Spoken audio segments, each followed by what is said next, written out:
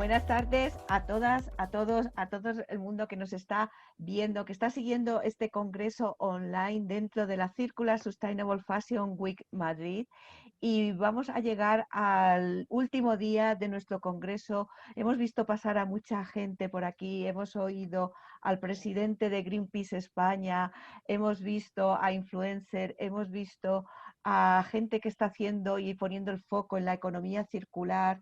Y ahora vamos a poner el broche de oro a estas jornadas porque tenemos a dos figuras muy representativas de lo que es la moda sostenible en el mundo, que nos han impulsado, que nos han inspirado a todas las que estamos haciendo ahora moda sostenible, y para nosotras es un tremendo honor tenerlas aquí con nosotras, a Sass Brown y a Carrie Somers. Buenas tardes, good afternoon, thank you so much, it's a great honor.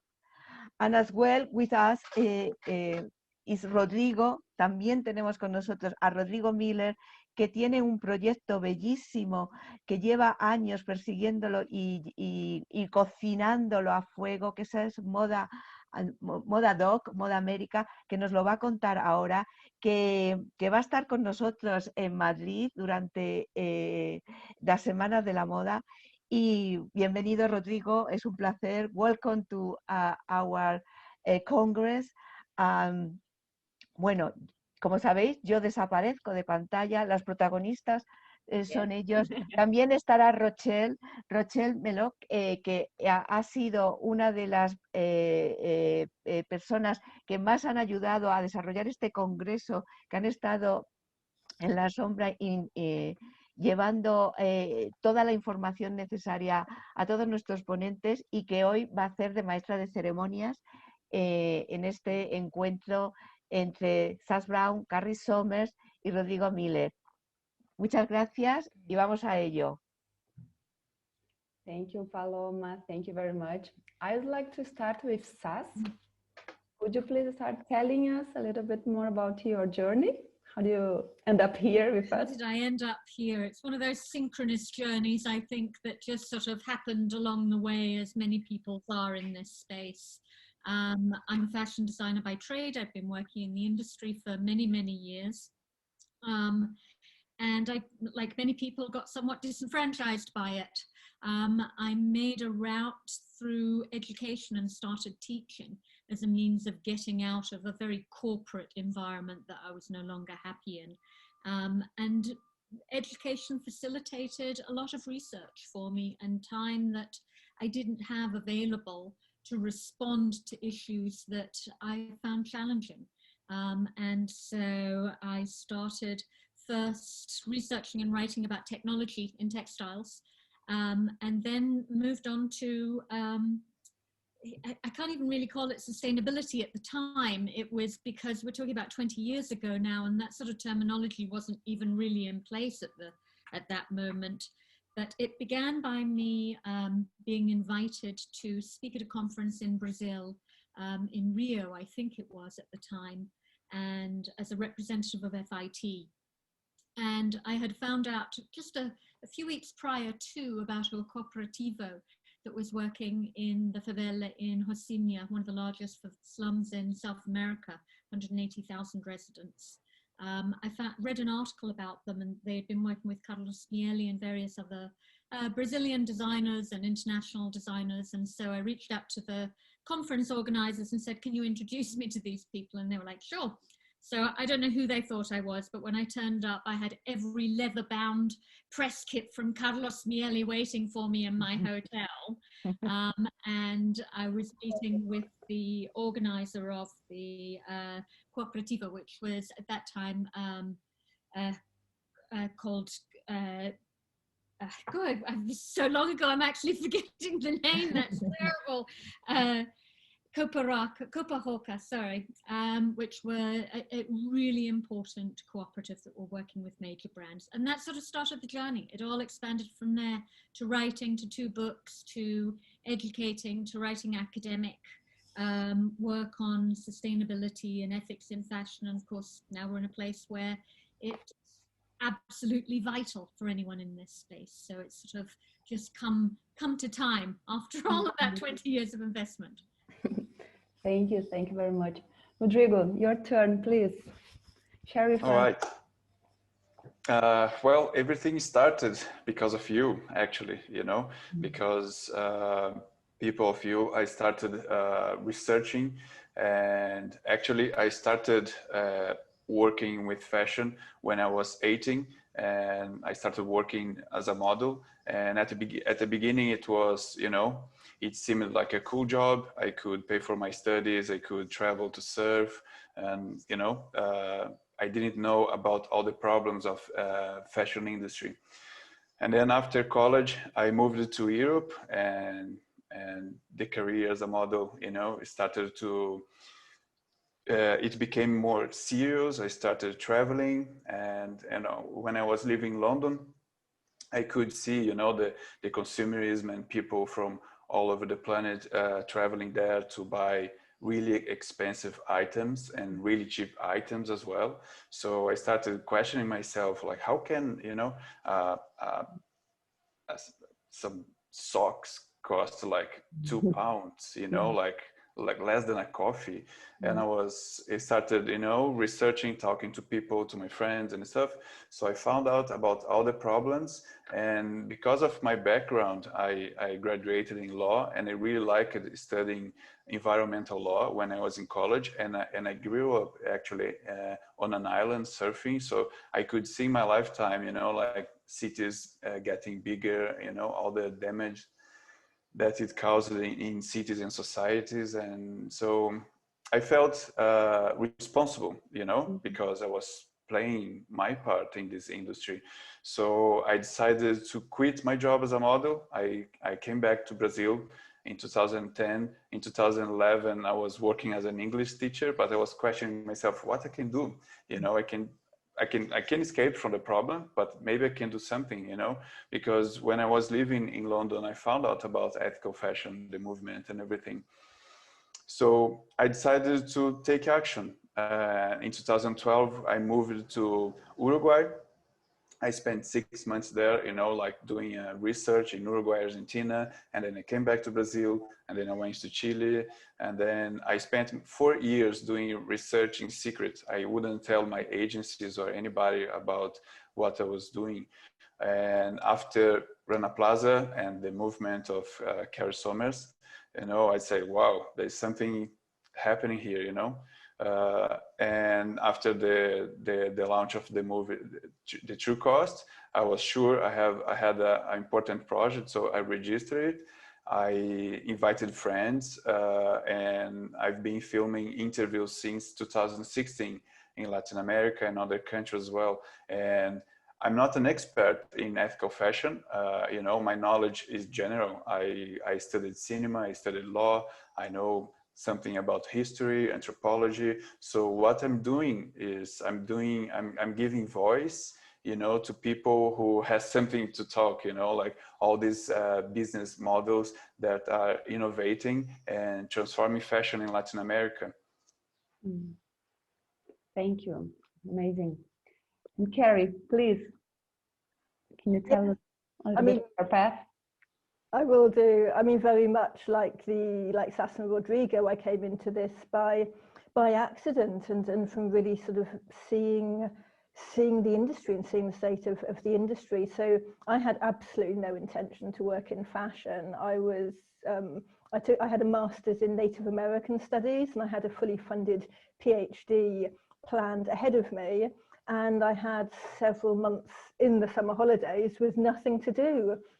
And when I've been doing my research out in Latin America, I'd come across 2 cooperatives who had both experienced arson attacks because they posed such a threat to the middlemen controlling the knitwear industry, because they'd started organizing themselves as producers.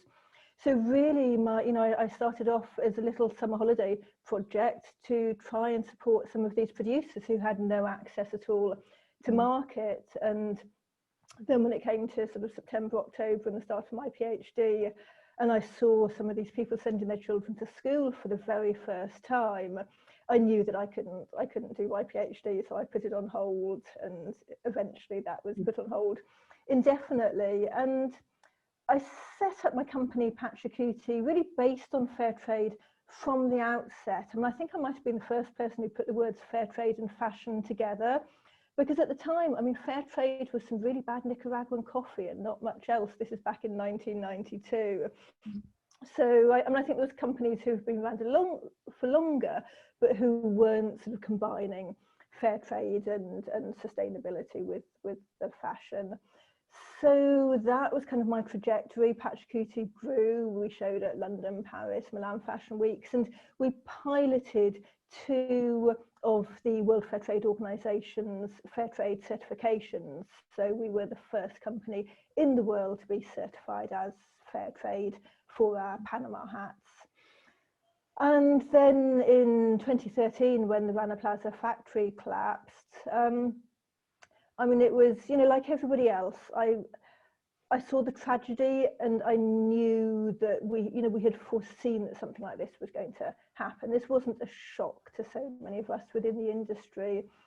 But I mean, to tell you the truth, I think I felt almost a bit complacent. I wouldn't say smug's the right word, but I was thinking, well, finally people will understand why I've been banging on about transparency for all these years, why we've traced our supply chain right back to the raw materials, and why we keep talking about that, because people just weren't doing that back at that time, and nobody was talking about transparency.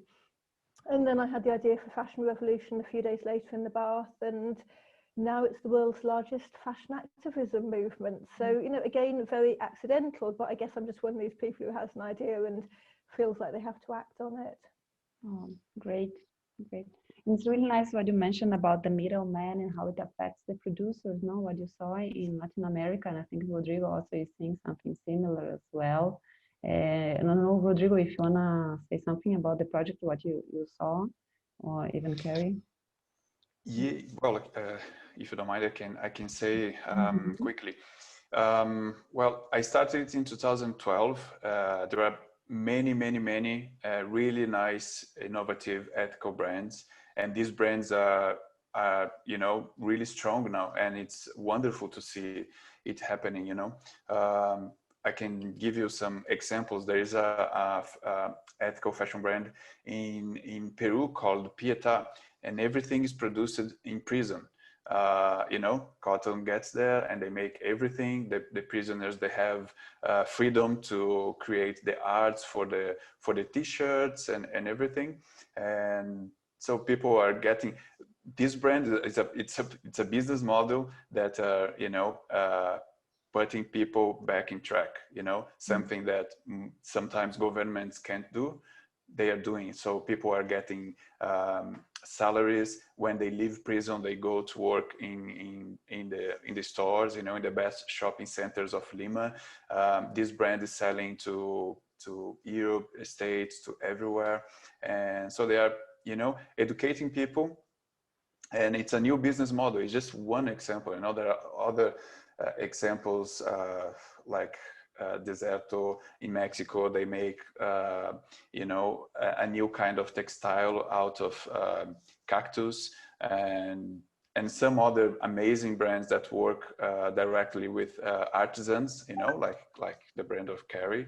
So it's funny, like when I started my research, I was pre-interviewing a designer, and she was like, well, I was surprised when I got an invitation to go to many fashion shows around the planet, you know, to expose my work, big concept of ethical and sustainable fashion, because we've been doing it for so many years. You know, that's the way we always did. We worked with artisans, with natural fibers, and, you know, that's our job. So that's our brand. And but we have here in Latin America, I would say, some advantage. You know, we are developing countries, you know, but we still have all this. You have like 5,000 years textile history. We have all these craft people who have natural dyeing. We have several kinds of you know, fibers. So we have lots of opportunities here to make fashion, you know, more inclusive, more original, more sustainable, more ethical as well. And it's happening here. It's amazing to see that. It's amazing to be able to register it, to document it in interviews, and, you know, creating this project called MODA.DOC America Latina. Great, thank you. It's really nice what you mentioned about the business models. We have a Sass that she's studying. You're having her PhD about new sustainable development models, isn't it? Yeah. And how do you see this transformation from the beginning, from the Industrial Revolution, what we have right now, or what is good, what is bad? Well, if you're talking about shifts from the Industrial Revolution, I mean, the biggest shift has really been the change in our value system. And it's been a change from, you know, evaluating our life and our success in life from having a happy family and somewhere warm to live and good friends and you know, a balanced work life, to the attainment of more stuff. So the shift to a consumer society, which really sort of happened massively post Second World War, for the most part. I mean, there are lots of watersheds of that development for a long time, but so that's really probably been one of the big shifts historically, that shift to you know, Second World War ideal of we are more successful because we can afford to buy more stuff. But if you're talking about business models, yeah, I'm just completing my PhD actually. It's due for submission in 2 weeks, and Carrie, I think you made the right decision abandoning it. But anyway, yeah, it is about not sort of business models, yes, but specific to the connection between artisanship and fashion, the fashion industry, and the different types of models, operational models really more than anything, that people work with, good, bad and indifferent, whether offering market access to existing artisanal product at various levels of intervention, with a business intervention, quality controls or design intervention, and the ethics behind it. There's an awful lot of academic writing about, you know, different ideas of how you work with artisans or traditional craft. There's very little judgment. It's not generally considered academia's role to pass judgment. It's meant to document and research, and allow the reader to come to their evaluations of your analysis and your data, which I think is a huge gap, because there clearly are ethics if we're talking about working with traditions of material culture, traditions of skills and artisanship and people and place. There are very important ethics there, and very fine lines about where support shifts to imposition, or where it's through a biased perspective of a colonial mindset, or, you know, all sorts of it's a real quagmire actually of ethical dilemmas. And many designers, and Carrie, I'm not including you with this, probably mostly because you didn't come from a design background, are not taught or consider the ethics of working with artisans or craftsmanship. They're trained in supply chain and how to get things quicker and faster. And when they often start working with artisans, they try and insert them into that mindset, which is, it has disastrous consequences. And it's not a sustainable model, and it's not fair or ethical. So it's really about talking about the different models, operational models, whether it's giving artisans access to markets at the various types of levels of support, design partnerships, again, with various different levels of intervention or support, etc., and all of the variations in between. So many. But I want to involve Carrie here, because you were talking about the dilemmas with ethics. How a fashion activist can be part of the change, the transformation, and this ethics, or at least the application of new ethics in fashion. Yes, I mean, I think just, first of all, I think I just wanted to pick up on what Sass was saying about the Industrial Revolution, but I'm actually, where I live, I'm right in the heart of the Industrial Revolutions. I'm in the Peak District, and it, just down the road from me is the Arkwright spinning mill in Cromford. And Arkwright was seen as being really enlightened, because he employed children when they reached the age of 6, and he gave them clothes and accommodation and education, unlike the rest of the mill owners who started employing children at 5. And he was seen as a model, a model employer of the time. And I think it's really interesting now, looking 2 centuries later. And one of my projects over the last 9 months, I've actually started writing a book. And it started off being about a family scandal that rocked Irish society over 200 years ago, about my 4th great-grandmother. And she turned out to be an exploited migrant lace maker at the end of the 18th century, at a time when lace making was being replaced by mechanization. She ended up getting sent to debtor's prison twice. And really that hardship, debt and discrimination that she faced isn't that dissimilar to the situation that we see facing garment workers today. And I think the reason I wanted to talk about this is I just wanted to highlight a really important report that Fashion Revolution has brought out, which is called Out of Sight, a call for transparency from field to fabric. And this is in partnership with the Tamil Nadu Alliance. And it links into the question that you asked about what can we do as activists, because what we're calling on brands and retailers to do is to increase their transparency beyond the first tier.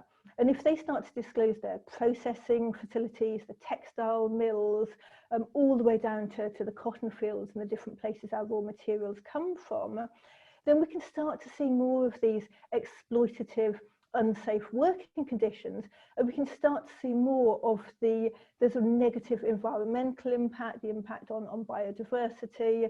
And we have the power as activists, we have the power in our voices, in the letters and emails we can send, to really start to address this. So we need to start using them. So I hope that answered your question in a slightly convoluted way.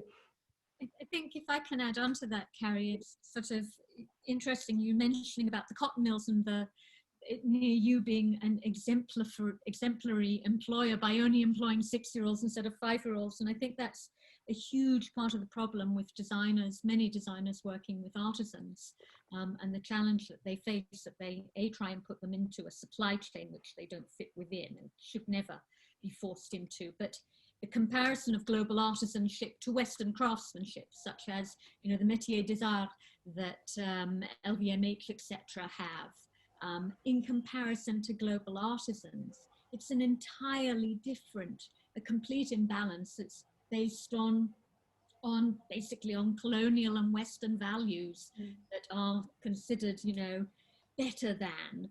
And sort of a big part of what's happening in many of those places, which I know you're very well aware of, whether it's with the Guatemalan Weavers Association, in Mexico with the Mexican Minister of Culture, with the Maasai, all of this development of intellectual property rights to actually put artisans' material cultural heritage and intangible cultural heritage on a level footing with a Western artist. And that's really all it's about. It's a long time coming, but again, we're back to, big problems in the system of fashion and actually the educational system, where it's still considered normal for a fashion designer to culturally appropriate. There's no discussion about what's okay to use and what isn't and why. And I know Fashion Revolution put that phenomenal little what is cultural appropriation map out. Start here. What is your inspiration? Is it yours? Yes, then go there. No, then this is, it takes you on a little journey. And I think that was really hugely informative to a lot of designers. I think, and I've done quite a lot of talks about cultural appropriation recently, and I think also what's really important is we see it in terms of more than design rights. And I think the Nagoya Protocol is really underutilized when it comes to the role of traditional knowledge and skills and the use of those traditional resources as well. And it's something Fashion Revolution is going to be talking more about. Actually, our theme for this year is about the interconnectedness of human rights and the rights of nature. And we're really excited. One of the organisations we're partnering with is CIPRI, which I can never remember exactly what it stands for, but it's about Cultural Intellectual Property Rights Institute. I think I've got it right. And we're going to be talking, yes, about cultural appropriation of design rights, but also that cultural appropriation of the resources as well. And people say, oh, well, that doesn't really happen in fashion, that's just perfume. But it has happened. I mean, some of the enzymes used in the dyeing process come from a place in Kenya, and something like 90% of the enzymes used in the world come from this one place, and hardly anything has gone back to those communities. There's also instances of dyes in Latin America. So certainly within the processing, there's traditional knowledges and resources, and those communities should be getting not just the credit and the respect, but also the remuneration which they deserve, because they own those resources and that knowledge to start with. That's really important. I actually, my PhD is multi-case study, and really it's just a building on my website and my books, which is writing about brands that make a difference. But one of the designers I've written about in my blog and my book, but also I've done a case study for my PhD, is Carla Fernandez in Mexico. And of course, she works predominantly with artisans, all sorts of different artisanal groups, predominantly indigenous groups across Mexico. And she has a process that even when she uses them only as a source of inspiration, which is very unusual for her. Usually she works directly with the artisans in the product development and in the production.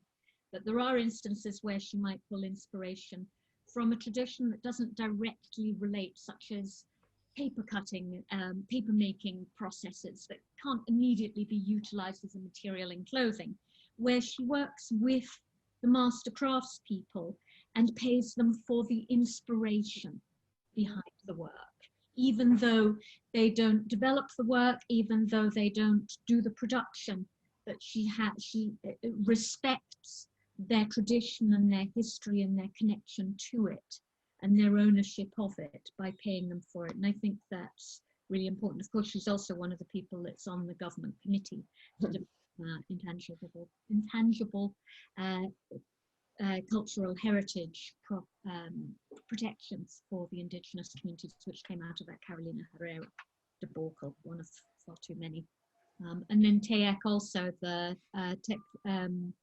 Traditional Arts and Ethnology Centre in Laos, who accused Max Mara of cultural appropriation a few years back, who are also working differently, but working to document intangible cultural heritage with the indigenous communities in Laos as the first step towards being able to protect it, because without documentation, it needs to be documented first. So, yeah. I believe Rodrigo has seen something similar, no, in his interviews in Latin America. And I think the question here is, what do they want? When you talk with these people, what they want, how they want to be recognized? Rodrigo, if you can. Yes, we are interviewing not only fashion designers and craft people, but people who think fashion as well, you know. And I feel we have lots of support from these people because nobody knows about fashion industry in Latin America. You know, this document hasn't been made. You know, there are lots of things to be put together. And, you know, even colleges, you know, it's all this movement of ethical fashion, it all started like in 1960s, and, you know, but it became more strong maybe in the last decade. So there are amazing initiatives here and people working, you know, in this field for many, many years, like people who think fashion as well, you know, and they all want to participate and collaborate, and it's crazy that sometimes I'm paying for everything with my my earnings as a model. And sometimes I reach like big companies in Latin America and say, hey, can you support us? We are doing something amazing here. Like nobody gets paid, you know, like it's not a profitable film project. Luckily, we got the support of a TV channel. So the documentary film is going to be on TV. But it's crazy that the companies say, oh no, we are not supporting, you know, any project that talks about ethical or sustainable fashion. We are supporting artists that, you know, singers and, you know, and it's crazy, but we get, MODA.DOC, America Latina gets lots of support from organizations, sometimes governments as well, ethical fashion brands. So we when I have the opportunity to travel to a country, I go there and try to film everybody, you know, because it's really hard to do what we are doing. But we get lots of support and lots of encouragement from people who think fashion and people who make ethical fashion here in Latin America. Mm-hmm. Great. It's nice what Sass said in the beginning, you know, sustainability was not even a word. Exactly what you were saying. Maybe in Latin America, we still have this delay. Yeah.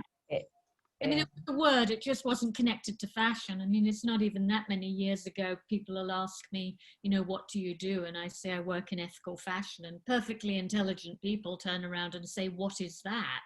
It's, well, you understand the term ethical and you understand the term fashion. Why is it so problematic when you put the two together? But yeah, it certainly wasn't called sustainable fashion back then. But of course, sustainability has a very long history in terms of, you know, if you look at the UN and all of their various agencies, developmental aid with a faith-based, not faith-based, etc. But just not in fashion was exempted for so long. It's considered, you know, a forward-facing industry when the reality is it's really incredibly traditional and really very old-fashioned if you talk about the system of fashion. So, but yeah, there was no word for it back then. I've gone through a bunch of words. I called my first book EcoFashion, which is a term I would never use anymore. But you know, words get used and utilized and have all sorts of different meanings attached to them. So I just tend to talk about ethical fashion now, because rather than sustainable or eco or any of the other terms. Great. And what do you see are the biggest innovations that you see in fashion that are trying to bring us to this new level? Want to start? I don't know. I mean, there's tons of stuff happening, obviously, on a technological perspective, whether you're talking about material science, etc., growing leather in the lab with people like Modern Meadow, or you know, various things like that. So technologically, innovation-wise, there's certainly been quite a lot happening in the last few years. I think one of the big challenges is textile recycling. You know, or recycling in general. I mean, despite all those, you know, recycling symbols on the bottom of your plastic containers, most local municipalities don't have the capability of recycling them. And that's even intensified when you're talking about textiles and mixed fibers and frankenfabrics, etc. So I think scaling up our ability to recycle even monofabrics on a local level, especially in the, you know, in light of China and many of the African countries now no longer taking our wasted, discarded clothing, which they have done for many years. You know, we have to find solutions for it. And the reality is we have the technology even to recycle many mixed fibers, whether it's Evernew, whether it's any number of different technologies out there. Just the investment and the time to scale it up to actually be usable. There's some great, you know, high profile things like, you know, H&M and so on, but we're talking about on such a tiny, minute scale, they're PR stunts as opposed to scaling real recyclability of mixed fibers. Of course, ultimately we need to reduce consumption, but we do also need to be able to recycle and reuse what we have, and the challenges to do that now are huge. You know, I also like to find a little bit of innovation, because you said about something about society. So we are looking for some transformation in society as well. Do you have any ideas? For sure. I mean, that has to shift. shift. You know, we cannot continue to consume at the scale that we do, not just in clothing, but pretty much in anything. I mean, you know, I live in an apartment building, and the amount of Amazon Prime deliveries over lockdown as a form of entertainment have been quite shocking. At the same time, there's a lot of people who have learned to cut back and scale down because, you know, during the lockdown, because they're no longer able to go out and shop as a social undertaking. So we absolutely have to reduce our consumption in pretty much everything. And if we don't do so, we will be forced to sooner or later by rising costs, by, you know, by complete depletion of resources. So if we don't choose to do it, will happen anyway. Yeah. Carrie, for you, how was the lockdown? Also, could you redo? I mean, for me, the lockdown personally has been great. I live in the countryside by a lake, and I've been in, you know, a wonderful place, and I've been writing a book in my spare time. So I'm one of those very fortunate people who have actually really enjoyed having the extra time and space and not having to travel, although I so miss going to Latin America. And I think we have seen a slight shift in the way that society is working over this lockdown. We've heard a lot of talk about people starting to find new connections to nature. I think time will tell really how deep-rooted this is, and whether it's a fundamental shift or whether it's something sort of more short-term and tokenistic, and we go back to sort of rampant consumption when we can all start to go out and shop and party again. But we need to do so much more. I mean, yes, we absolutely need to be addressing the consumption, but we've also got to transform that sort of deeply entrenched, the gender inequality, the socioeconomic inequality, the structural racism in society. I mean, we all know what the problems are, and you know, this really underpins so much of how the industry functions, and so much of how our society and our economy are fundamentally organized. So we can't underestimate what a huge challenge this is going to be.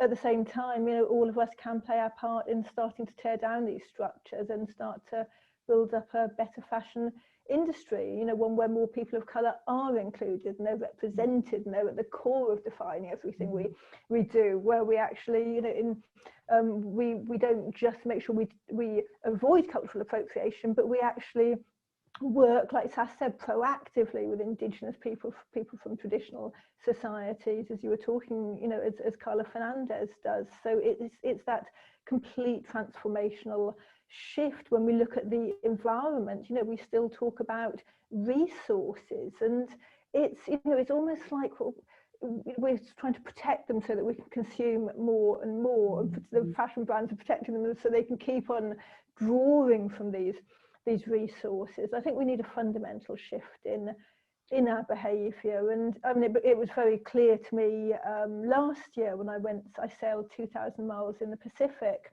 and I was sort of probably 1,500 miles from the Galapagos, near to Easter Island, which is the most remote inhabited island in the world.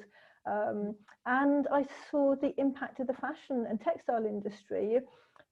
Everywhere I saw, we were taking samples from the sea, and every single trawl that we brought up, we found 20, 30, 40 pieces of microplastic in it. And amongst those, so many of them were fibres. And we just heard, I think it was last week, that 90% of the, I think it was 75% of the fibres in the Arctic that were sampled were from polyester from the textile industry. So, you know, we know, we can see that in the furthest reaches of our globe, the fashion industry is having an impact, and we need to do more to address this, because frankly, no brand is addressing microfiber shedding in any really deep way, other than joining a few coalitions. You know, a few of them are investing in research with universities, but there's a lot of really serious problems that we need to see brands doing much more, much faster to address. You touched on something really important there as well about decoupling success. I know we talked a little bit earlier about it, about, you know, consumption and values pre-war, etc., being on, you know, happy families and a nice place to live, as opposed to consumption of more stuff. But I think that decoupling from an industrial, from a business perspective, decoupling the idea of success and exponential growth and more sales and greater profits on a year-on-year or quarter-by-quarter basis from what we consider business success is absolutely vital. And that's often separated somehow from, you know, how we individually consider success. So I think that that's really important. There have been, since lockdown started, or the pandemic, you know, cases such as, I think it's the Netherlands that is looking to change their economic model to what they call the donut model, which is effectively a sort of triple bottom line accounting way of operating as a country. So there are shifts, but I think that's really important, this decoupling, this concept of decoupling success from exponential growth. And to reference back to what you talked about, all of the multitude of other issues, whether we're talking about racism, not just cultural appropriation, diversity, representation, etc. And that's very much why I tend to use the term ethical fashion now, because it does encompass all of that. It's not just about impact, it is about how we deal with people, how we value people, how we represent people, etc. So yeah, very much. I'd like to hear your opinion in this topic, but first I'd like to know, Rodrigo, how was your lockdown? Tell us a little bit, how was for you? You were in Mexico, no? No, actually I spent the second semester of the year, I went to Mexico in September. So I was in the south of Brazil with my family, and it was lovely as well. I spent all the time working, you know, and running, and, you know, I live in a small town, so I could go out and run and, you know, spend time with my family. And it was a moment, sometimes I was scared, sometimes I was, you know, full of hope, because it was for sure a wake-up call, you know, for the whole planet. We can't live healthily in a dying planet. So I think people are more conscious now that, oh, we have to do stuff, we have to work together, we have to rethink the way we live, you know, the way we produce, the way we consume. So I really hope there'll be lots of problems as well, you know, economic crisis after the health crisis, you know. So I really hope we keep working even harder from now on, because it's not only fashion, you know, it's everything. It's all wrong. I don't know why. I think it's a human thing, you know. We do lots of things for vanity, and then we create this madness that we are living. I know we are, you know, progressing. I think in medieval times life was way more difficult than it is now, but we can do much better than we are doing, and it's a matter of keep working. And thank you for you ladies, because of people like you, I'm doing what I'm doing today, and I have an opportunity to feel good, even though I feel bad, you know, about all the problems. But yeah, we need to keep working, and maybe work even harder, because it's happening. Great, thank you. There is one question that I'd like to know. I think it's kind of scary, or that could help me. What about the fashion pact? How can you make it truly address these problems you were telling us? Because I feel they were mild ambitious. They could be a little bit more imposing. What do you think?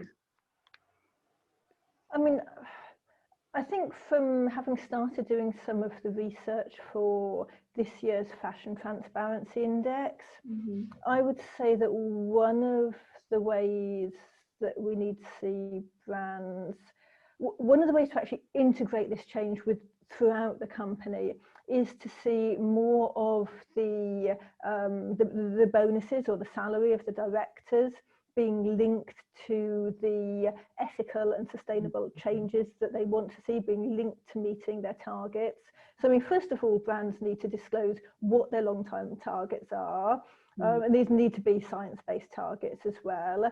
They need to disclose their annual progress towards those targets, social and environmental targets, and we need to be seeing salaries and bonuses at director level linked to achieving those targets, but also crucially, which really isn't happening, at buyer level as well. How do we incentivize those buyers? How do we incentivize, you know, probably designers as well, but how do we incentivize other people in the company to do their part in meeting these targets? So how do we make sure that these science-based targets are integrated into every decision that's made in the company, because people know that their salary depends on it? So I think there's a lot we can do. And, you know, caring is the obvious example with their environmental profit and loss reporting. But there are other companies who are starting to do something similar, but it's still tiny. We need to see this integrated into so many, well, all fashion brands and retailers. I'm seeing CEOs and various other C-level people's wages tied to a range of what the person paid the least in their corporation is paid. It's actually something that NOW did, NAU, many years ago. Their brand in Portland, in the US, which I think it's still in existence, but it's been bought out and etc. But they initially had in their articles of incorporation that their CEO could never be paid more than 12 times more than the person that was paid the least within the company. When you look at the scale of bonuses, I did some last year, I can't remember the figures now, but I remember some report came out about annual bonuses for major corporations, and of course many of them were fashion, and I tracked it back and compared the scale of bonus or personal wealth. It was actually, now that I think about it, because some of the richest men in the world are owners of multi-luxury brand corporations. When I compared their personal wealth to country GDP, it was much greater than sort of something like the 30 bottom countries in the world. And we're talking about individual personal wealth. So tying that, you know, I have no problem with people making millions, but when it's that exponential to people, you know, struggling to put food on their plate on a daily basis, I think there's an enormous problem. So linking the most wealthy to those that have the least would be a very good thing to do. It's a great solution. I always wonder, how do we incentivize, how do we push this kind of thing to happen, no?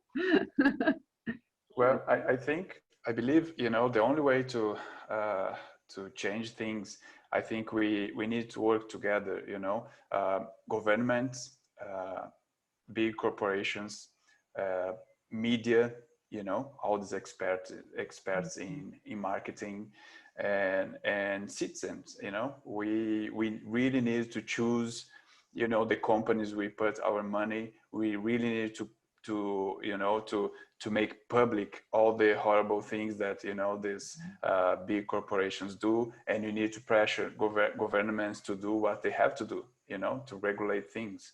So I think the only way we can really change things, you know, we can't expect only consumers to change, or only companies, or you know, governments. I think we have to do it together.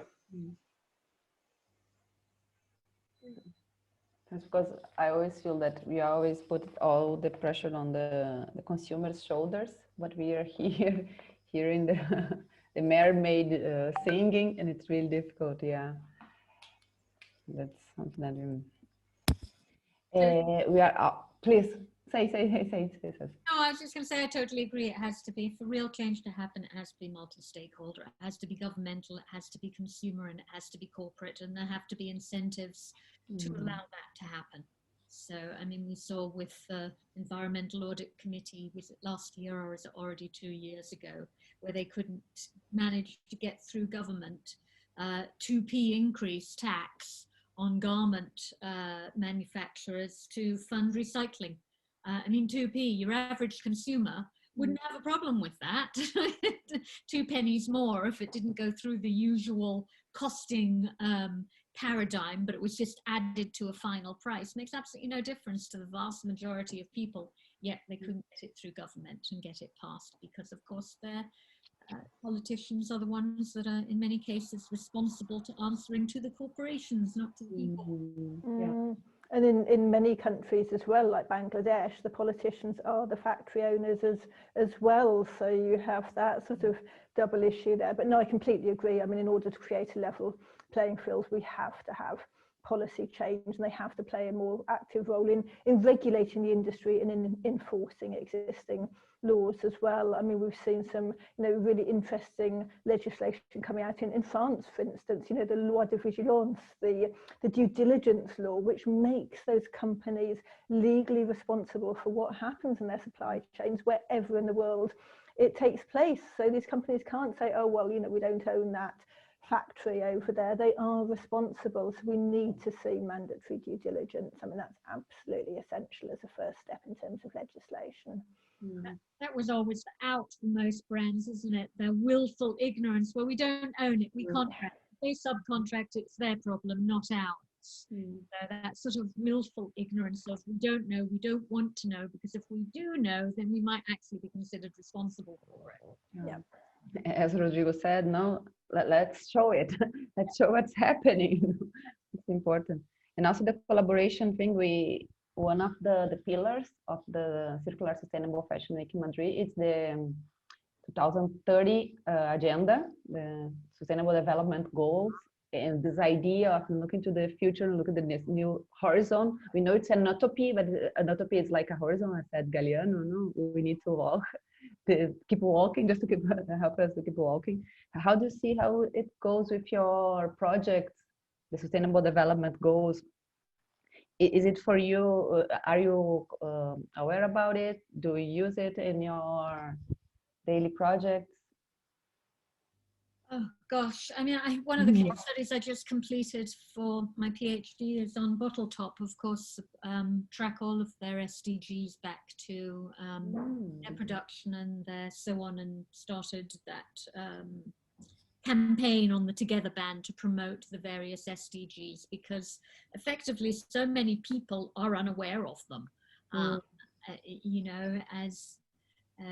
which I find quite shocking, but apparently there are lots of people out there that don't know anything about them. So, yeah, unfortunately they are wonderful, lofty, incredible, considered goals, as of course the UN is renowned for. But their implementation and the communication to your average consumer is minimal, if not non-existent. Many brands, of course, know about them and have used them to promote the good that they do, but no, they're not really implemented by many people. I think most people don't even know what they are. And I think most people don't understand their immediate connection with their everyday life. I mean, I'm a Together Band ambassador for Life Below Water, partly as a result of my scientific research on X expedition last year.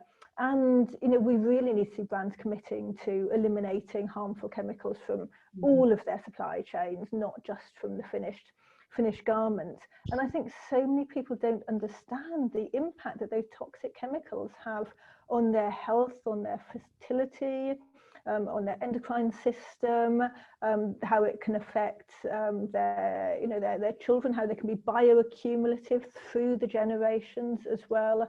And I think that's why it's so important we start to talk about that interrelationship of human rights and the rights of nature, and we start to look at these problems seriously, because we're being impacted every day. I mean, every time we have a glass of water, this has microplastics in it, microfibers from our clothes. Those have chemicals in them. We are eating and drinking those chemicals all the time, and they are impacting our health. And I think once people start to realize the impact of climate change, the impact of microplastics and all of these things on their health, on their families, on their children, that's when they're going to start to take it seriously. So we need an emotional connection. It's not just the science. We need people to be able to emotionally connect to the change that needs to happen as well. I think it's making it human. You talked about, you know, the goals being a little bit remote, and you know, and how do people relate to them. And I think that's one of the great things that Bottle Top have done through their Together band, is communicate very lofty goals such as eradication of poverty or hunger. Which, how does your average consumer, you know, human being relate to that goal on an individual, day by day, you know, way? It's hard to communicate and hard to connect with, and that's one of the things that Bottle Top have done quite well, I think, with other people, at relating those very lofty goals to very human everyday actions. Yep, and I think here I also just need to plug the Fashion Revolution MOOC, the massive open online course with Future Learn, which is, I think it runs for 3 weeks every 2 months, and it's completely free. And it's called Fashion's Future and the Sustainable Development Goals. We've had about 30,000 learners so far, and we get such good feedback from people saying, I never understood the Sustainable Development Goals. I never understood their relationship with the fashion industry. This has been such an eye-opener. So I'm not sure when the next one's running, but I think it's probably next month. I know it's imminent. So check that out on Future Learn. Great. Rodrigo, any take? We are almost finishing. Well, I'm really enjoying what you're saying. I totally agree with you. You know, it's good to have a goal, but you have to implement it. You have to make it happen. And it's funny when you turn on the TV, where you know the average population gets information. You only see you don't see anything of that. You know, so television is not educating people. You know. And it's difficult. We have to find some like Fashion Revolution is doing, like Sass is doing, like in college, and you know, we need to give more voice to this people. You know, you need to make these thinkers connect with the average population, and so. And of course, as Carrie say, people have to start to see what's happening, to feel in their families and stuff, so they can really relate to all these problems, you know. But we need to communicate it in a wider way. How to do it? I don't know, but we have to. You're doing something. No, you're doing something. I would like to ask you a few last words. Rodrigo, you said you waited for 4 years. No, you're investigating some research by yourself. What did you tell these people that is still it hasn't gone outside to fight for it? No, this guy back there that only doing some research. Yeah, when I started my research, I would sometimes talk to people in fashion, you know, and say, what do you think about this? And people say, oh, they didn't know much about, and they didn't want to talk about it. So I decided to keep it to myself and just do my thing, you know. So I would go to my model agent and say, oh, I would like to live in Uruguay. Could you help me, please? Find an agency there so I can. And I say, why Uruguay? Why don't you go to, you know, to bigger markets where you can make money and stuff? I said, no, I've been to the big markets. I would like to go to, you know, to know Latin America better and you see what's happening there and stuff. And then after, you know, Rana Plaza and True Cost, and when all these movements started to get like stronger and bigger, I decided to register the project and open it to people. But I still talk to people, you know, I still talk to models and I ask, like, how do you feel about it? And some models say, well, you know, I could travel, I could pay for my bills, and I could, you know, I'm having a nice life and stuff. So sometimes people don't relate, you know, to people's problems, and it's hard, you know. It's really difficult because there are some people really working hard to make the change, and some other people are not willing to cooperate. So in my imagination, there are 4 kinds of people, you know, the people oppressing, the oppressed, the people who don't care, and the people who are trying to do something. So it's hard, but you know, I hope in the future people will be more, I think it's happening for sure. When I started in 2012, nobody wanted to talk about it. Now I'm talking, you know, with my heroes. So it's happening everywhere. But we need to go faster, I think, you know. It's urgent. And Sass, please, your last words from ethical fashion. I think in general, you know, we all have to become evangelists. There's a part of me that doesn't like that concept. You know, people aren't generally receptive to having information shoved at them, particularly from an ethical perspective. You should do this because it's good for the planet, or you should do this because of, you know, sustainability reasons. But I think we've learned through movements such as Me Too movement and the Black Lives Matter movement that it's absolutely vital that we're outspoken about problems and how we address them, and that we have difficult conversations. You know, the only way that movements such as these can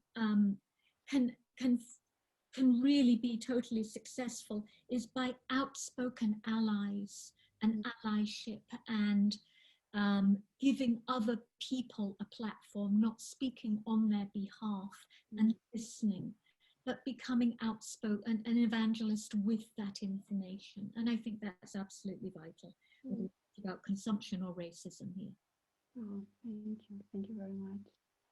Carrie, please. In the last words of our summit as well, please. Yeah, no, I completely agree with that. We have a motto at Fashion Revolution, which is be curious, find out, and do something about it. And we can all take those first steps. We can all start to investigate. We can all start to do something. And for Fashion Revolution Week this year, we're going to be really sort of handing over the microphone. We want to hear more from those unheard voices, and that's why we're partnering with organisations around the world, so we can hear about the impact of deforestation on Indigenous communities. We can hear about the people who are on the front line of plastic pollution and the impact on some of the remote shores of the world, because these are the people we need to hear from. I completely agree. We need to be hearing more from these different voices. Great. But we also need to use our voice, we need to use our power, as I always say, to bring about change. So, you know, use those hashtags like who made my clothes, what's in my clothes, put pressure. There's loads of great tools and resources on our website. So put pressure on your policymakers, on the brands and retailers that you love to buy from, because they are listening to you. It's a good moment. You're right. Paloma. Yeah. We are very excited. I'm very happy with your participation. Sorry, my English is not so fluent of Rochele, but we are very excited and happy with your participation. I don't know if you are aware of the great inspiration and the great good that you have done on my behalf, my team, and all the people that are watching your intervention. I want to thank you, all of you, of your participation in this Circular Sustainable Fashion Week Madrid. It's a great honor to have your presence here, especially for all that you are represent around the world, and the inspiration and impulse that it has given to sustainable fashion around the world. Thank you so much for all your work. Rochele. See you soon. Hope to see you in the real world one day. Yeah. Our heroines and Paloma as well. No, well, all our totally. fashion heroines here. Yes, you know, it's amazing that this start with Rana Plaza was the catharsis work catharsis. And in these few years, we moved the industry. We moved the ethical principles of the industry, and that was because of you, no? Because of your work. Thank you so much. I'm very excited. Thank you, Rodrigo, as well. Thank you. Thank Nice you to all. have you here. So great. Thank you. Bye bye. Bye. Thank you. Thank you so much. Bye. Lovely to talk to you all. Nice to see everyone. Nice to meet all of you. Take care. Have a great day.